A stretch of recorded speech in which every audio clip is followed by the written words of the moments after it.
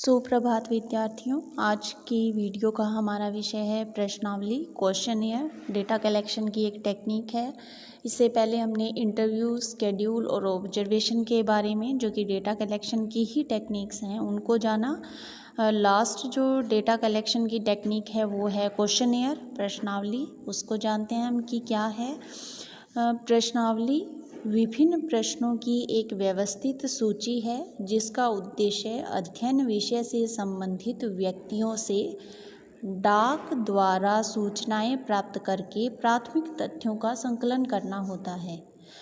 जब अध्ययन का विषय बहुत बड़ा होता है या विस्तृत क्षेत्र में जो अध्ययनकर्ता या उत्तरदाता फैले हुए होते हैं और जिनमें प्रत्यक्षतः मिलकर उनसे सूचनाएं प्राप्त करना कठिन कार्य होता है, तो ऐसी स्थिति में प्रश्नावली ही एक ऐसी प्रविधि रह जाती है जिसको डाक द्वारा भेजकर इन कठिनाइयों का निवारण किया जा सकता है या डाक द्वारा भेजकर जो डेटा है उनको कलेक्ट किया जा सकता है।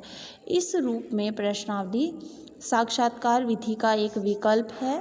डाक द्वारा ही इसका प्रयोग किया जाता है, इसलिए इसे डाक द्वारा प्रेषित प्रश्नावली भी कहा जाता है।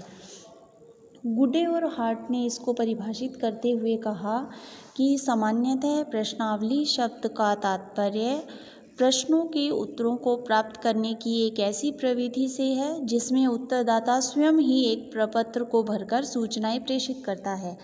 इसको बोगार्डस ने भी परिभाषित किया प्रश्नावली को, और परिभाषित करते हुए उन्होंने कहा कि प्रश्नावली विभिन्न व्यक्तियों को उत्तर देने के लिए प्रेषित की गई प्रश्नों की सूची है। इस तरह से प्रश्नावली प्रश्नों की सूची है, अनुसूची की तरह, लेकिन इसमें डाक द्वारा जो डेटा कलेक्ट किए जाते हैं, इस आधार पर प्रश्नावली की कुछ विशेषताएं भी सामने आती हैं। जैसे कि प्रश्नावली प्रश्नों की एक व्यवस्थित सूची होती है जिसमें अध्ययन विषय से संबंधित सूचनाओं को प्राप्त करने के लिए अनेक प्रश्न होते हैं और इसे सूचनादाताओं के पास डाक द्वारा भेजा जाता है, लेकिन कुछ परिस्थितियों में उसका वितरण व्यक्तियों द्वारा भी किया जा सकता है। जैसे व्यक्ति भी वहाँ तक जहाँ पहुँचाने हैं वो पहुँचा सकते हैं। नेक्स्ट है कि प्रश्नावली का प्रयोग केवल शिक्षित व्यक्तियों से सूचना प्राप्त करने के लिए किया जाता है। अशिक्षित व्यक्तियों पर इसका उपयोग नहीं किया जा सकता, क्योंकि जो प्रश्नावली या क्वेश्चनियर भेजा जाता है उसमें अध्ययनकर्ता स्वयं नहीं जाता है उन क्वेश्चन को समझाने के लिए। तो एक शिक्षित व्यक्तियों के जो समूह है उन्हीं से सूचना प्राप्त की जा सकती है इसके द्वारा। प्रश्नावली का जो प्रयोग है वो विस्तृत क्षेत्र में फैले हुए लोगों से सूचनाएं प्राप्त करने के लिए किया जाता है, जो कि साक्षात्कार और अनुसूची में संभव नहीं है। और इसकी विशेषता ये है कि उत्तरदाता द्वारा भरी हुई प्रश्नावली डाक द्वारा ही अध्ययनकर्ता के पास भेजी जाती है। स्थानीय उत्तरदाताओं से इसका संग्रह व्यक्तिगत रूप से भी किया जा सकता है। प्रश्नावली आवश्यक रूप से सूचनादाता द्वारा ही भरी जाती है। अध्ययनकर्ता का इसमें कोई भूमिका नहीं होती है। प्रश्नावली के प्रश्न सरल स्पष्ट भाषा में होते हैं जिससे कि उत्तरदाता उनके उत्तर जो है वो आसानी से दे सके, क्योंकि वहाँ पर उनको एक्सप्लेन करने के लिए अध्ययनकर्ता मौजूद नहीं होता है। इसलिए प्रश्न जो बनाए जाते हैं वो उसमें सरल और स्पष्ट भाषा का प्रयोग किया जाता है। इसकी विशेषताएं थी। अब हम इसकी प्रश्नावली के प्रकार देखते हैं, किस किस तरह की प्रश्नावलियाँ होती हैं। लुंडबर्ग ने मुख्य रूप से 2 तरह की प्रश्नावलियों की बात की है। पहला तथ्य संबंधी प्रश्नावली और दूसरा उनका था मत और मनोवृत्ति संबंधी प्रश्नावली। पीवी यंग ने भी प्रश्नावली के 2 भागों में उन्होंने विभाजित किया, संरचित प्रश्नावली और असंरचित प्रश्नावली। हम कुछ सामान्य प्रश्नावली के जो प्रकार हैं उनकी यहाँ चर्चा करते हैं। सबसे पहले जिसमें है संरचित प्रश्नावली, स्ट्रक्चर्ड क्वेश्चनियर।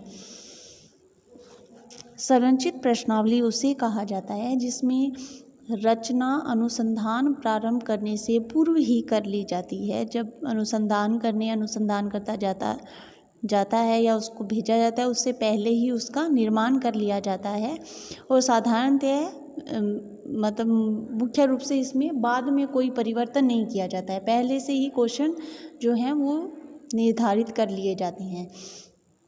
ऐसी जो प्रश्नावली है उनका प्रयोग बहुत विस्तृत क्षेत्र के अध्ययन के लिए किया जाता है। प्राथमिक सूचनाओं के एकत्रीकरण अथवा संकलित सूचनाओं की पुनर्परीक्षा के लिए इन प्रश्नावलियों का प्रयोग किया जाता है। दूसरा है असंरचित प्रश्नावली, नॉन स्ट्रक्चर्ड क्वेश्चनियर। इस प्रकार की जो प्रश्नावली होती है इसमें किसी प्रकार के जो प्रश्न होते हैं उनका निर्माण पहले से नहीं किया जाता है, केवल उन विषयों का ही उल्लेख किया जाता है जिनके संबंध में उत्तरदाता से सूचना प्राप्त करनी होती है। उस इस प्रकार जो असंरचित प्रश्नावली होती है वो एक तरह से साक्षात्कार निर्देशिका, इंटरव्यू गाइड के समान होती है।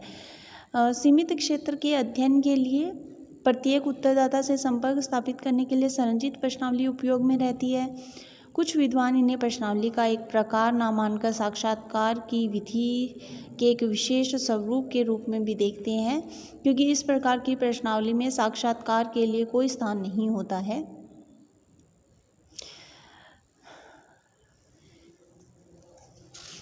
नेक्स्ट जो है वो है प्रतिबंधित या बंद प्रश्नावली, क्लोज्ड या रेस्ट्रिक्टेड क्वेश्चनियर। बंद अथवा प्रतिबंधित प्रश्नावली, इसके अंतर्गत प्रत्येक प्रश्न के सामने उसके अनेक संभावित उत्तर दे दिए जाते हैं और उत्तरदाता को उन्हीं उत्तरों में से किसी एक को चुनकर अपने विचारों को व्यक्त करना पड़ता है। अपनी तरफ से उत्तरदाता उसमें कुछ भी नहीं लिख सकता है या अपने स्वतंत्र मत या विचार उसमें व्यक्त नहीं कर सकता है। जैसे कि इनके क्वेश्चन के प्रकार रहते हैं कि आप शिक्षा को कितना महत्व देते हैं, क्वेश्चन ये रहता है और इसमें ही ऑप्शन दे दिए जाते हैं, ए बहुत ज़्यादा, बी साधारण, सी बिल्कुल नहीं। यानी आपको इनमें से ही या उत्तरदाता को इनमें से ही एक विकल्प चुनना पड़ता है। वो अपने विचार व्यक्त करने के लिए यहाँ अलग से अगर उनके कोई विचार है तो उसके लिए वो स्वतंत्र नहीं होते हैं। इसीलिए इस तरह की प्रश्नावली को बंद या प्रतिबंधित प्रश्नावली कहते हैं। फिर है खुली अथवा अप्रतिबंधित प्रश्नावली, ओपन क्वेश्चनियर। खुली या अप्रतिबंध प्रश्नावली में प्रश्नों के साथ उनके संभावित उत्तर नहीं दिए जाते हैं, अपितु उत्तरदाता अपनी इच्छा अनुसार कुछ भी उत्तर दे सकता है। जैसे कि भारतवर्ष में परिवार नियोजन ना अपनाने के क्या कारण हैं, और उसके आगे रिक्त स्थान दे दिए जाते हैं जिनमें कि उत्तरदाता अपने विचारों को व्यक्त कर सकते हैं। बंद में संभावित जो विकल्प होते हैं वो दिए जाते हैं और इसमें उत्तरदाता को अपने विचार व्यक्त करने के लिए स्वतंत्र छोड़ दिया जाता है। नेक्स्ट है चित्रमय प्रश्नावली। इस तरह की प्रश्नावली का प्रयोग मुख्यतः अशिक्षित समूह के लिए ही किया जाता है। इनमें प्रश्नों के संभावित उत्तर चित्र द्वारा प्रकट कर दिए जाते हैं। उत्तरदाता उन चित्रों को देखकर अपने उत्तर चयन के लिए किसी चित्र पर निशान लगा देते हैं। जैसे कि ग्रामीण और नगरीय जीवन की तुलना के लिए दोनों के चित्र बनाकर उनसे पूछा जा सकता है कि आप किसे पसंद करते हैं और क्यों। नेक्स्ट है और लास्ट मिश्रित प्रश्नावली, मिक्स्ड क्वेश्चनियर। मिश्रित प्रश्नावली में सभी प्रकार के प्रश्नावलियों का मिश्रण होता है, जो इससे पहले हमने जाना संरचित, असंरचित, प्रतिबंधित, अप्रतिबंधित, चित्रमय, इन सब का मिश्रण होता है। इसमें सामाजिक अनुसंधान में इसी प्रकार के प्रश्नावलियों का उपयोग भी किया जा रहा है, क्योंकि इसका निर्माण जो है वो सरलता से किया जा सकता है और सामाजिक तथ्यों की जटिलता और उसमें जो विविधता होती है उसके कारण एक ही प्रकार की, जैसे कि पूरी तरह से बंद प्रश्नावली बना लें या पूरी तरह से खुली प्रश्नावली बना लें या पूरी तरह से चित्रमय प्रश्नावली बना लें, वो संभव नहीं होता है। इसलिए विषय के व्यापक और गहन अध्ययन के लिए मिश्रित प्रश्नावली का प्रयोग किया जाता है।